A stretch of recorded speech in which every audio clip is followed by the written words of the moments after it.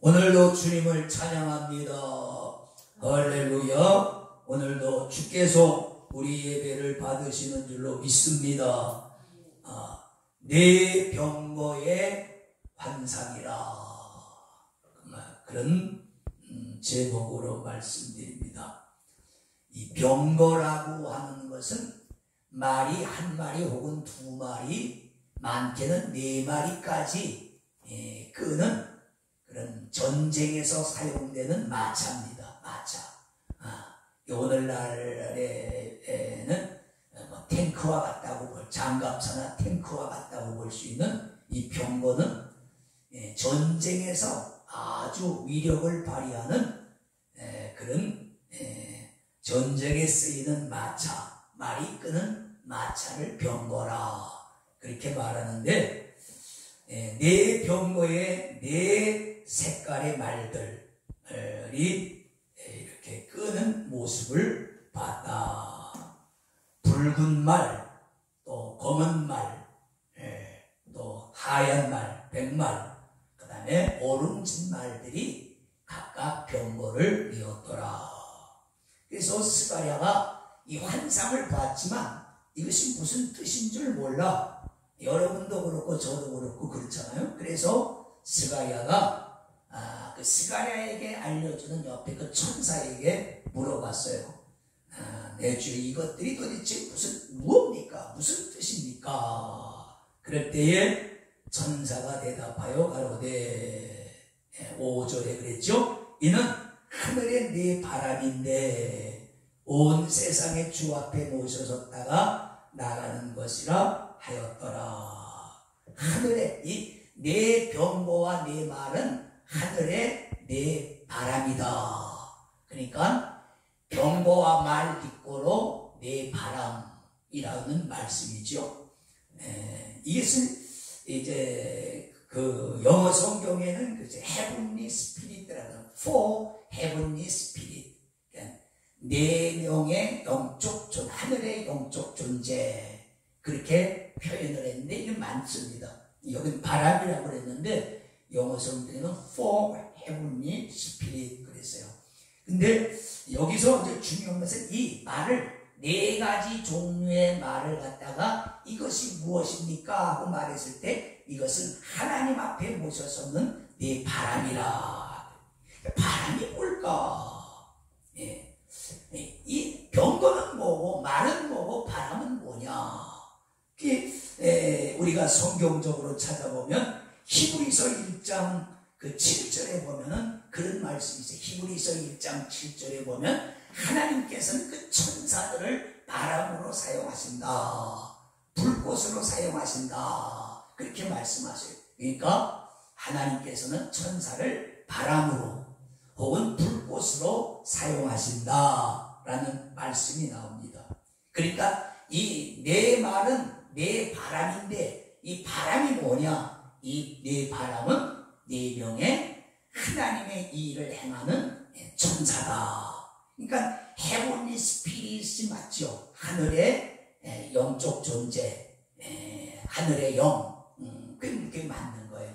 천사죠. 하나님은 하나님께서 직접 일하시지는 않습니다. 하나님께서는 천사도 여러 계급이 있는데 천사들에게 그 일을 맡기시죠. 중요한 일은 큰 대천사에게, 작은 일들은 또 작은 천사들에게. 천사도 계급이 성경에 보면은 다 있단 말이죠. 그래서 예수님이 이 땅에 탄생하는 그런 어마어마한 소식은 가브리엘이라고 하는 이 천사장을 통해서, 장이란 말은 우두머리란 말이에요. 어른 장자니까 천사의 우두머리가 소식을 전했다, 그렇게 성경은 말씀하고 있습니다. 자, 그러니까 이 네 바람, 스가랴가 본 네 병거와 네 말은 네 바람이라고 그랬는데, 이 바람이란 말은 하나님이 들어 쓰시는 천사, 영적 존재인 천사들이라, 그런 말씀이 되겠습니다. 그러니까 오늘 성경에 보니까 이 천사들이 물론 이제 그 북방으로도 가고 남편 땅으로 가고 그랬는데, 한번 보세요. 6절, 7절을 한번 보세요. 흙마는 북편 땅으로 나가매 백마가 그 뒤를 따르고 어룽진 말은 남편 땅으로 나가고, 그 다음에 7절이 중요해요.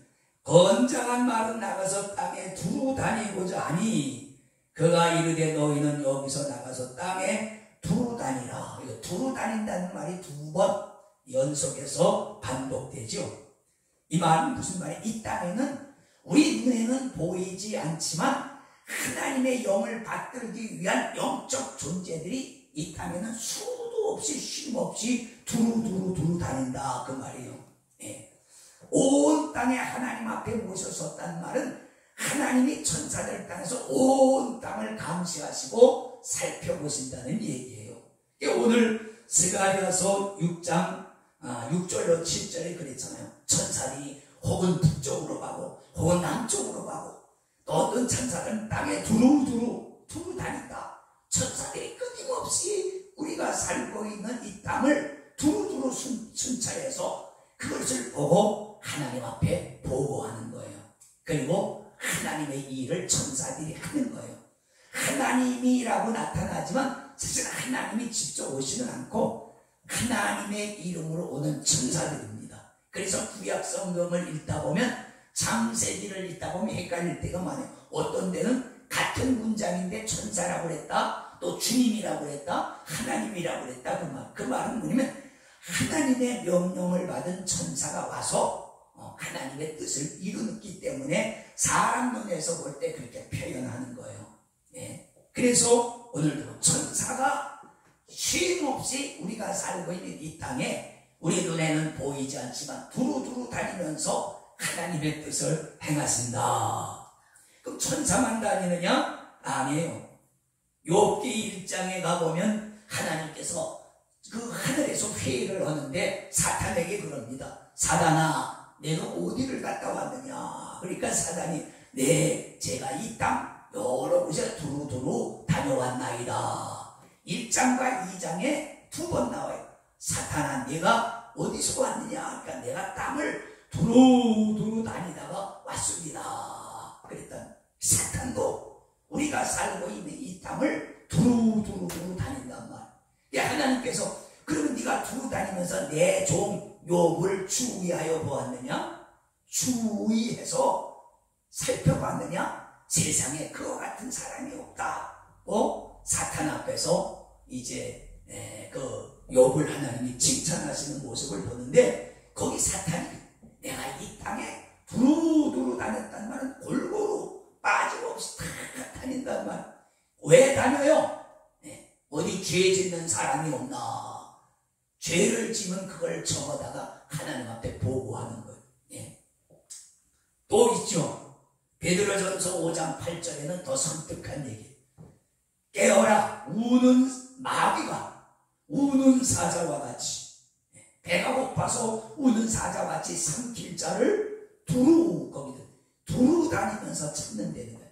어디 먹을 놈이 없나? 놈이라고 해서 그런지 어디 먹을 사람이 없나? 어디 시험에 빠져서 죄 지어서 지옥에 데리고 갈 사람이 없는가?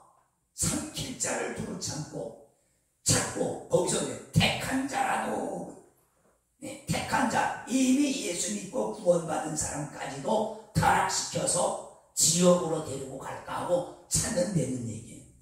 사탄이 돌아다니는 건 지옥에 데리고 갈 자 찾고 죄 짓는 사람 찾는단 말이에요. 그러니까 우리가 살고 있는 이 공간은 이게 좁은 것 같지만 엄청나게 넓은 우주와 같은 곳이에요. 그래서 우리 눈에는 안 보이지만 이 우주 공간에는 선한 영, 천사들의 영과 사탄의 영들이 끊임없이 자신들의 일을 위해서 두루 다닌단 말이에요. 그러다가 어떤 사람을 찾으면 가서 그랬잖아요. 마귀가 예수를 팔 마음을 가룟 유다의 마음속에 집어넣으니라 그랬다는 거예요. 가룟 유다가 어떻게 하면 돈을 벌까? 내가 돈을 벌 수 있다면 그냥 뭐라도 하겠다, 이런 마음이 있으니까, 그래? 그럼 내가 돈 벌 수 있는 길을 너에게 가르쳐 줄게. 그리고 예수를 팔 수 있는 마음을 집어넣었단 말이에요. 그래서 돈을 좀 벌긴 했지만 그는 주님의 표현대로라면 태어나지 말았어야 될, 태어나지 않았으면 더 좋았을 법한 사람이 되고 말았단 말이에요. 왜 그랬을까요? 그는 사도로 부르심을 받았지만은 결국 돈이라고 하는 그런 함정에 빠져서, 사단의 꾀계에 빠져서 예수님을 팔아넘기는 그런 아주 정말 역적 배반의 길을 걸어왔던 사람으로 우리 속에 기억이 난단 말이죠. 그렇습니다. 오늘 천사들이 북쪽으로 가고 남쪽으로 가고 두루두루 다닌다. 이 말은 우리가 살고 있는 이 지구상에는 수많은 천사들의 영과 사단의 영들이 각각 자기 편이 될 사람들을 찾아서 두루두루 다니고 하나님의 뜻을 행하기 위해서 두루두루 다닌다. 그러니까 여러분, 이 땅에서 일어나는 전쟁이라든지 큰 사고라든지 자연재해라든지 이런 거는 우리가 볼 때는 우연히 일어난 것 같지만 우연이 아닙니다. 그건 다 천사들의, 요한계시록이라든지 다니엘서라든지 에스겔서 같은 예언서들을 보면 그 사건이, 전쟁과 사건이 일어나는 뒤에는 하나님의 천사들과 사단의 영들이 뒤에서 조종하는 것을 우리가 알 수 있단 말이죠. 그러니까 우리 그리스도인들은 그걸 알아야 돼요. 그러니까 지금 우리가 살고 있는 이 땅에도 아주 이상한 일이 우리나라에도 벌어지고 있는데 이게 사람의 생각으로만 이루어지는 게 아니라 이건 사탄의 뜻이란 말이죠. 사탄의 뜻, 사탄의 역사란 말이에요. 뜻이 아니라 사탄의 역사야.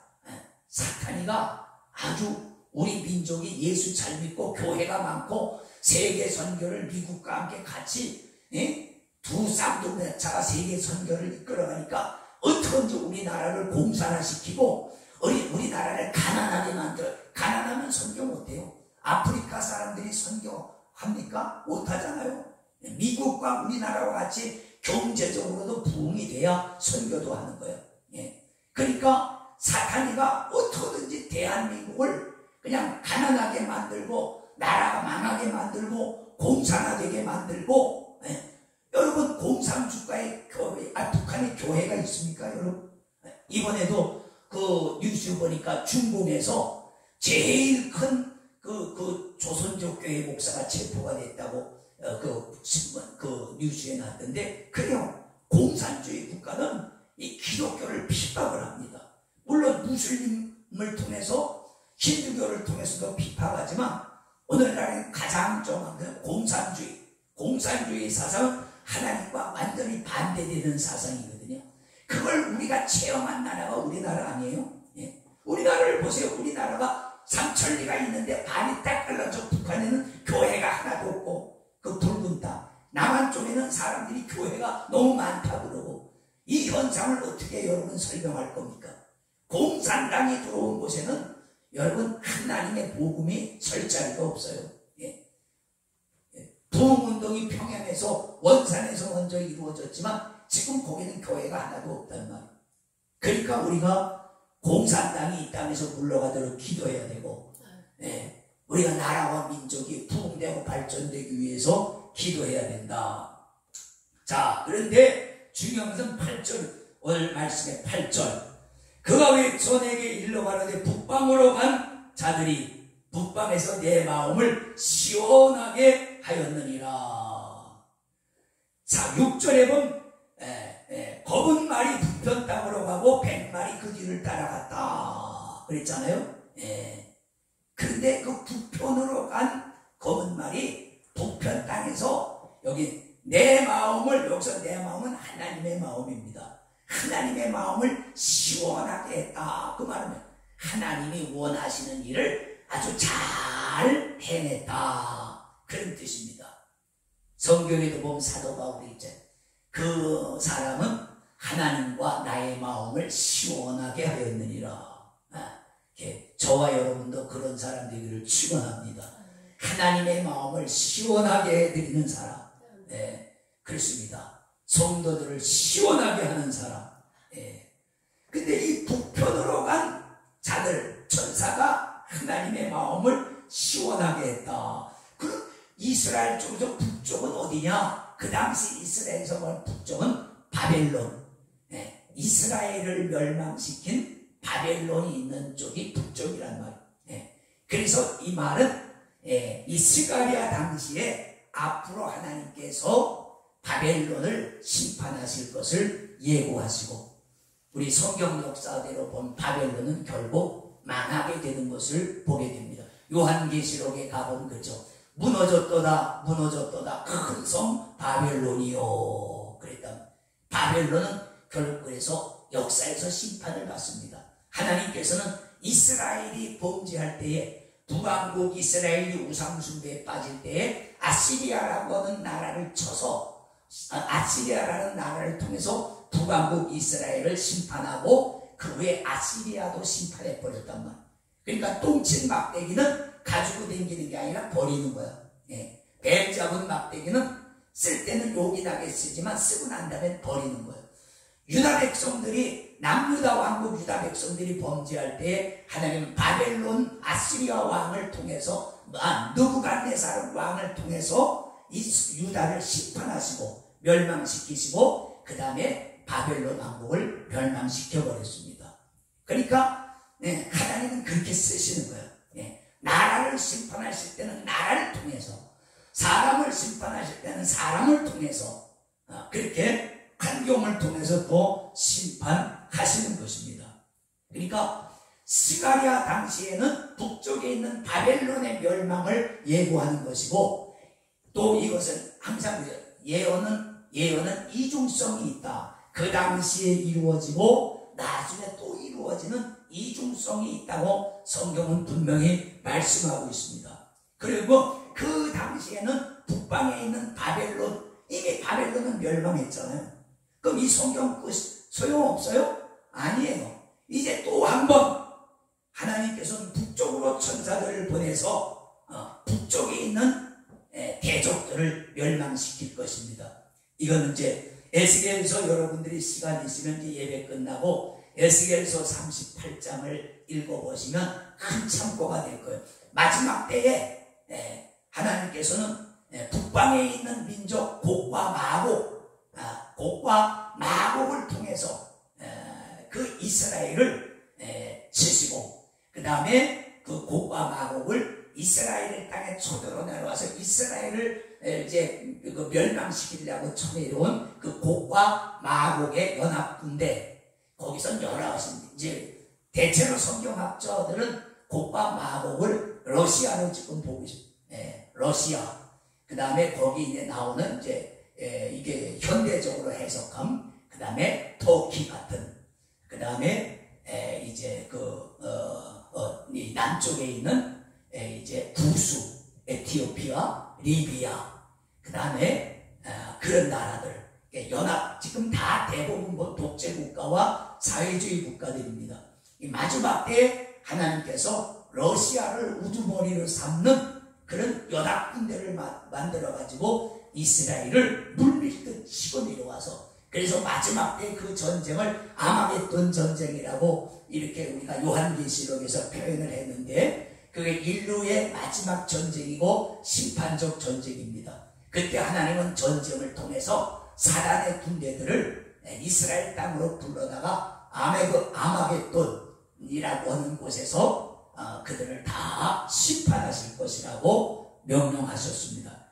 그러니까 지금 마지막 때도 보면 하나님은 북방의 군대, 북쪽의 군대, 제일 북쪽이 요즘 러시아잖아요. 눈이 내리고 360일 얼음이 있는 그런 곳, 그 백성들을 심판하실 것을 말씀하시고 계신다. 요즘 이제 보면 우리나라도 예민한 지역이잖아요. 북한과 늘 대립돼 있고, 그 다음에 대만 같은 나라, 그 다음에 여러 가지, 그 외에도 요즘 인도와 중국, 인도와 파키스탄, 그런 분쟁, 국제적인 분쟁들이 일어나지만 그건 다 중요한 게 아니고 다 곁가지고, 진짜 중요한 마지막 때의 전쟁은 이스라엘 땅에서 이루어진다. 이 성경이 보는 그런 관점입니다. 오늘 스가랴서는 그 당시에는 이스라엘을 괴롭고 힘들게 하는 바벨론을 북쪽에 있는 바벨론이 멸망할 것을 말씀하고 있지만, 이 마지막 때 말세에는 북쪽에 있는 곡과 마곡을 하나님께서 천사들을 통해서 심판하실 것을 여기서 말씀해 주고 있는 것입니다. 그러니까 우리가 우리 땅에서 전쟁에 걱정하지 마세요. 우리 땅에서 일어나는 것은 그냥 국지전 정도고 그렇게 중요한 게 아니에요. 진짜 중요한 것은 옛날이나 지금이나 저 이스라엘, 하나님이 선택한 땅, 거기에서 일어날 것입니다. 그러니까 우리는 끝까지 기도해야 되죠. 하나님의 뜻이 하늘에서 이룬 것 같이 땅에서 이루어지도록 우리는 오늘도 기도해야 될 줄로 믿습니다. 기도하겠습니다. 거룩하신 아버지 찬양합니다. 도와주시옵소서. 우리가 성경을 읽으면서 마지막 때 하나님께서 어떻게 역사하실 것을 미리 보면서 기도하게 하여 주시기를 원합니다. 막연히 기도하는 것이 아니라 하나님의 뜻을 읽고 그 뜻이 이 땅에 말씀대로 이루어지기를 위해서 우리가 기도할 수 있도록 도와주시고 인도해 주시옵소서. 찬송하고 예수님 이름으로 축복하고 기도하옵나이다. 아멘.